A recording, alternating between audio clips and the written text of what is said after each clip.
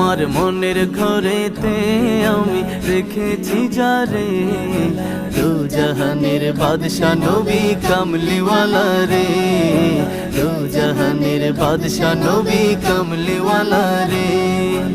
আদি পিতা আদম যখন মুসিবতে পড়ে, ওদের নবীর উসিলাতে আল্লাহ কবুল করে।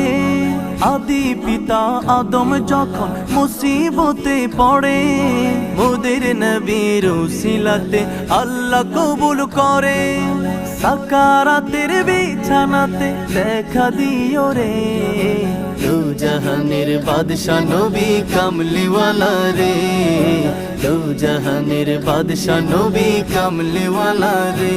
আমার মনের ঘরেতে আমি রেখেছি যারে, দু জাহানের বাদশা নবী কামলিওয়ালা রে।